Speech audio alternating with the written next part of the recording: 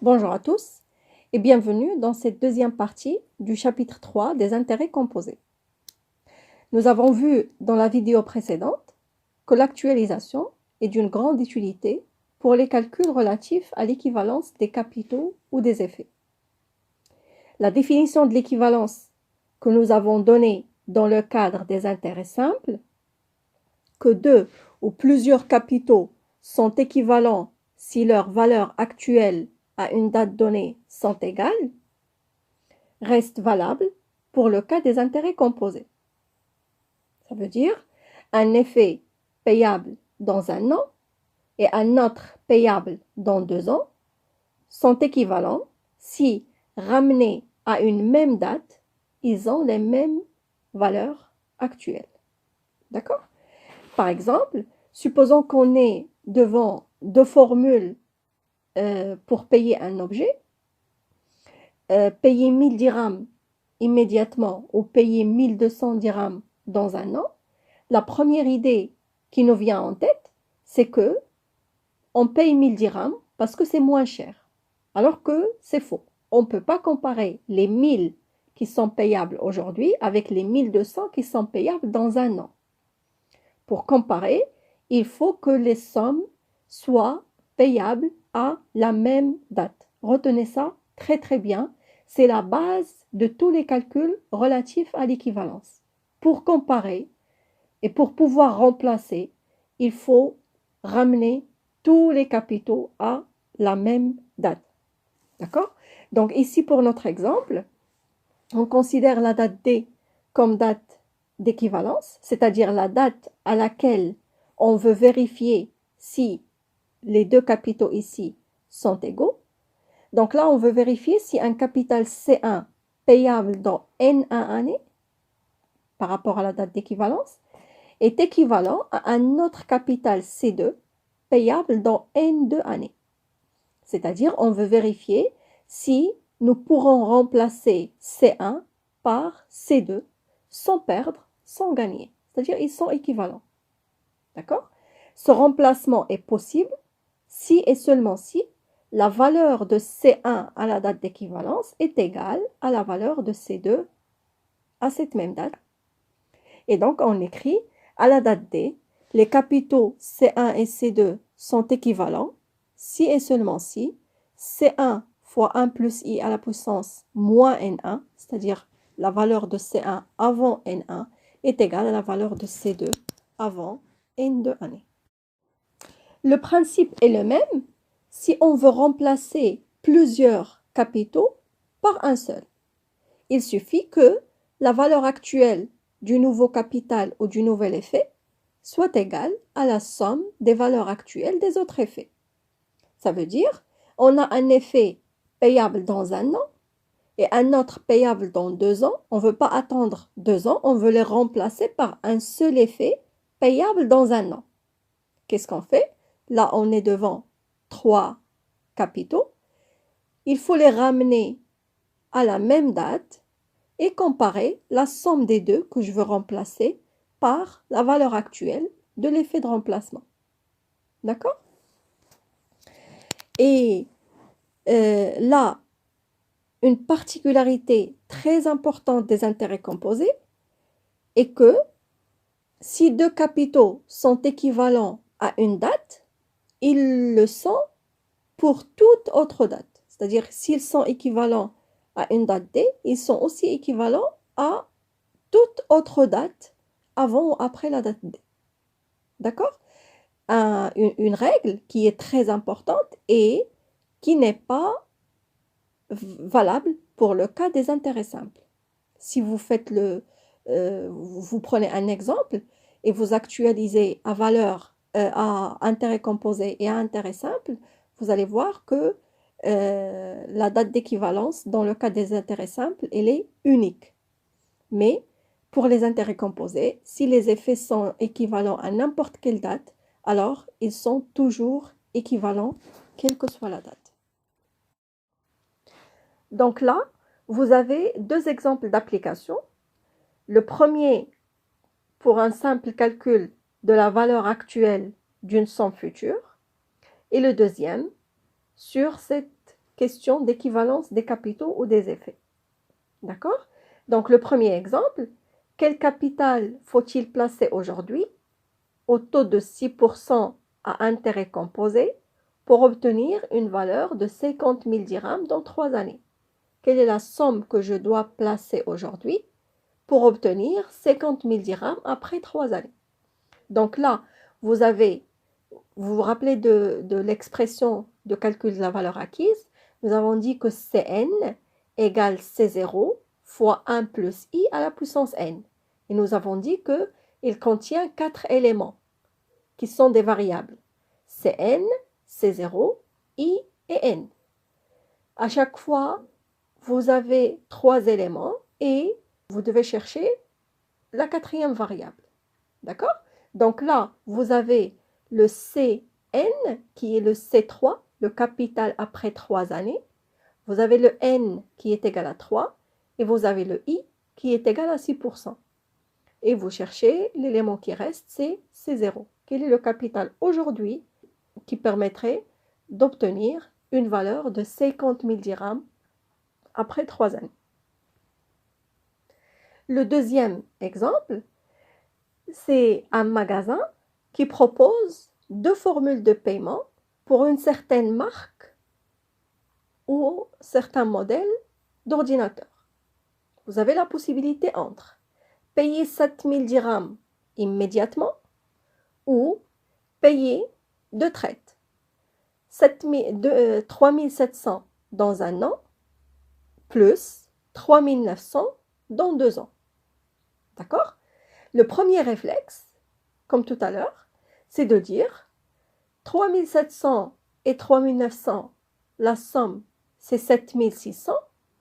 Je préfère payer 7 000 que de payer 7 600. Alors que cette comparaison n'est pas correcte. Pour pouvoir comparer, il faut qu'on ramène les 3 sommes à une même date. Donc, supposons ici, on ramène les 3 capitaux à la date d'aujourd'hui. Donc, 7 000 dirhams va rester 7 000 parce qu'il est payable aujourd'hui. Il nous reste les 3 700, il faut les actualiser avant un an. Et les 3 900, il faut les actualiser avant 2 années, au taux bien évidemment de 6%.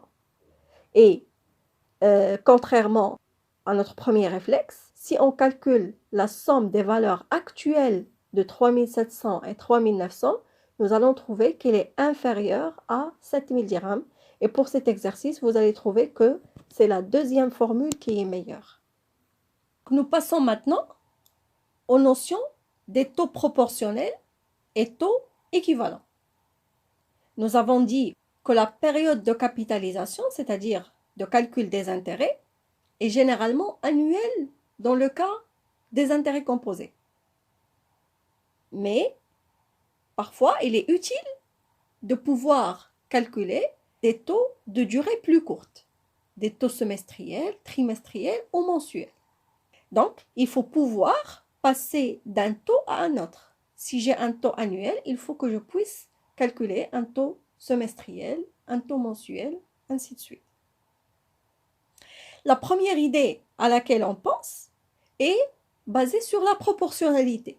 C'est-à-dire, je dis, pour moi, 8% après un an, c'est pareil à 4% après le premier semestre et 4% après le deuxième semestre. Donc 8% annuel ou bien 4% semestriel, pour moi, c'est pareil. D'accord? Donc, c'est l'idée de la proportionnalité. Si je veux passer d'un taux annuel aux autres taux, il suffit de diviser par le nombre de périodes dans l'année pour obtenir ce qu'on appelle les taux proportionnels au taux I.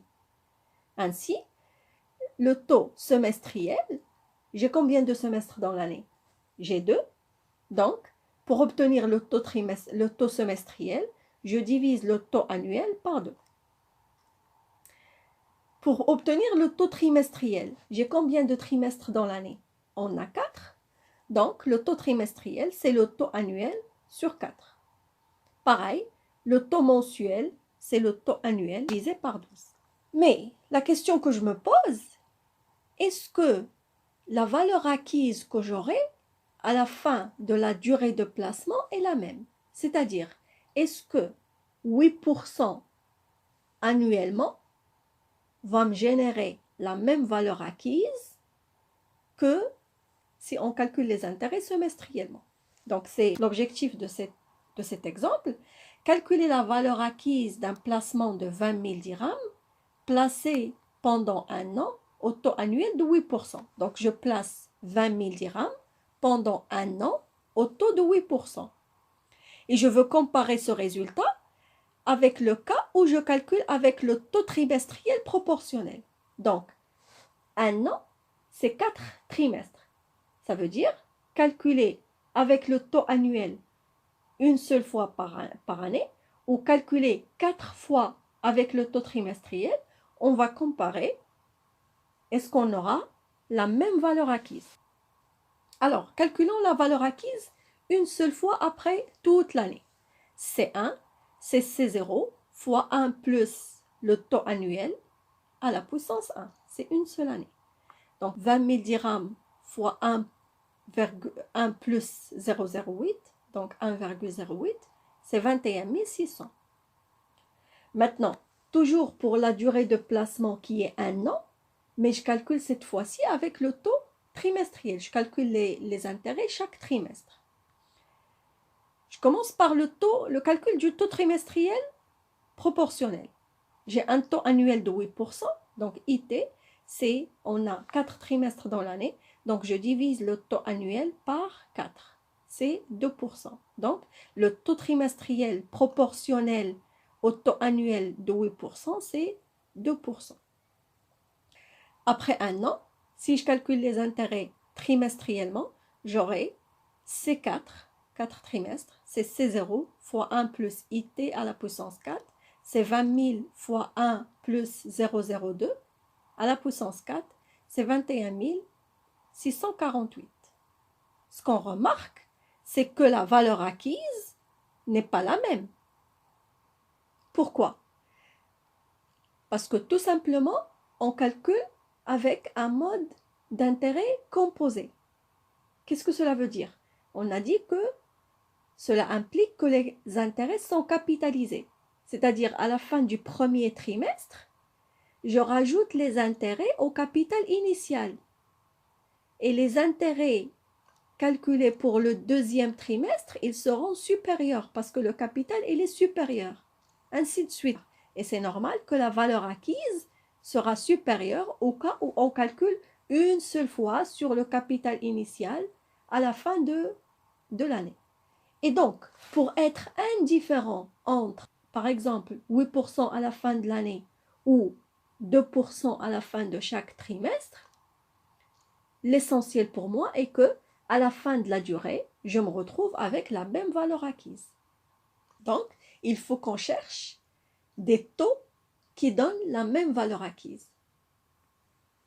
C'est ce qu'on appelle les taux équivalents. D'accord? Donc là, à partir de l'exemple, on comprend que 2 ou plusieurs taux sont équivalents s'ils donnent la même valeur acquise au bout de la même période pour le même capital initial. Donc C0 fois 1 plus I à la puissance 1 doit être égal à C0 fois 1 plus IT à la puissance 4. Je cherche le taux trimestriel. 1 plus I égale 1 plus IT à la puissance 4. Et donc IT, c'est quoi? C'est 1 plus I à la puissance 1 sur 4 moins 1. Le trimestre, c'est quoi? C'est le quart de l'année. Donc 1 plus I à la puissance 1 sur 4 moins 1. Et donc, si on calcule le taux trimestriel équivalent au taux annuel de 8%, il est égal à 1,94. Il est différent du taux proportionnel. Donc, on remarque que le taux équivalent est différent et surtout dans ce cas, il est inférieur au taux proportionnel. De la même manière, on peut trouver, en se basant sur la règle que les valeurs acquises doivent être égales, on retrouve les formules pour calculer le taux semestriel et mensuel respectivement. Le taux semestriel, j'ai combien de semestres dans l'année? J'ai 2, donc c'est l'année divisée par 2. Donc 1 plus I à la puissance 1 sur 2 moins 1. Mensuel, c'est l'année divisée par 12. Donc 1 plus i à la puissance 1 sur 12 moins 1. Et ici, dans les exemples, on demande de calculer les taux mensuels proportionnels et équivalents à un taux annuel de 6%. Donc, on utilise les formules. Et on demande aussi, pour le deuxième exemple, de calculer le taux trimestriel équivalent au taux semestriel de 6%. Alors là, comme pour la partie des intérêts simples, on passe au cas où on ne verse pas uniquement une seule somme au début de l'opération, mais plusieurs versements périodiques de même valeur. L'objectif de cette section est qu'on va chercher les formules de calcul de la valeur acquise et de la valeur actuelle dans le cas de plusieurs versements constants. On commence par la valeur acquise V d'un ensemble de versements annuels de montant C qu'on veut calculer au moment du dernier versement. La formule est donnée par V égale C fois 1 plus I à la puissance N moins 1 sur I. Comment on a obtenu cette formule? En fait, la valeur acquise totale V recherchée, c'est la somme des valeurs acquises des différents versements. Je verse par exemple 5000 dirhams annuellement pendant N années. À la date N, je me retrouve avec plusieurs versements qui ont été placés chacun pendant une certaine durée. D'accord?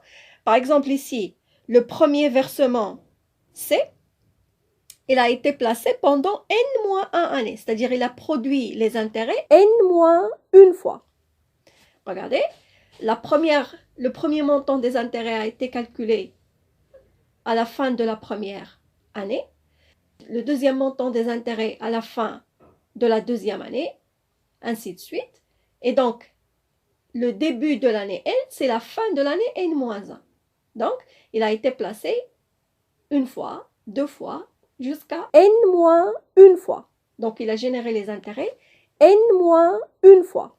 D'accord? Donc, sa valeur acquise, c'est C fois 1 plus I à la puissance N-1.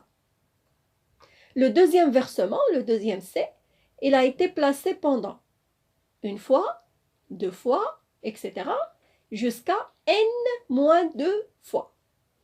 D'accord? Donc, sa valeur acquise sera C fois 1 plus I à la puissance N-2. Ainsi de suite, jusqu'au dernier versement C qui n'a produit aucun intérêt. Pourquoi?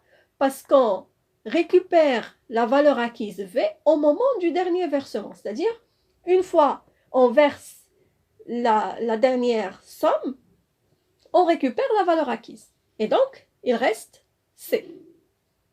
La valeur acquise totale recherchée, c'est la somme de ces valeurs acquises. C'est la somme des valeurs acquises des différents versements. Donc, c'est C plus C fois 1 plus I, plus C fois 1 plus I à la puissance N-3, ainsi de suite. D'accord? On remarque que pour passer d'un terme à un autre, on multiplie toujours par 1 plus I. Il s'agit donc des n termes d'une suite géométrique de premier terme C et de raison 1 plus I. D'accord? Et on a la formule de calcul de la somme des termes d'une suite géométrique qui est V égale premier terme fois la raison fois le nombre à la puissance nombre de termes moins 1 sur la raison moins 1. En remplaçant ici, ça devient C, qui est le premier terme, fois la raison 1 plus I à la puissance nombre de termes, c'est n versements, moins 1 sur 1 plus I moins 1. Donc le numérateur reste le même. Et au dénominateur, 1 plus I moins 1, c'est I. Pareil, en plus du calcul de la valeur acquise, il est parfois utile, et c'est possible, de calculer la valeur actuelle d'un ensemble de versements constants. C'est le cas, par exemple, d'un individu qui va percevoir une certaine somme C pendant N années et qui cherche aujourd'hui à calculer l'équivalent de ces N sommes. Donc, la formule de calcul de la valeur actuelle d'un ensemble de versements constants, c'est C fois 1 moins 1 plus I à la puissance moins N sur I. D'accord? On peut la démontrer facilement, comme ce qu'on a fait pour le cas de la valeur acquise. Cette valeur actuelle totale, c'est la somme des valeurs actuelles des différents capitaux. Donc, le premier capital, il va être actualisé 1 an avant, le deuxième 2 années avant, ainsi de suite. Vous allez trouver que ce sont toujours les termes d'une suite géométrique et avec la formule de la somme des termes d'une suite géométrique, on obtient la formule générale de calcul de la valeur actuelle totale d'un ensemble de versements constants 1 an avant le premier versement. Ensuite, on répond à la question de calcul de la valeur acquise d'un individu qui place annuellement 5 000 dirhams pendant 5 ans à un taux annuel de 4%.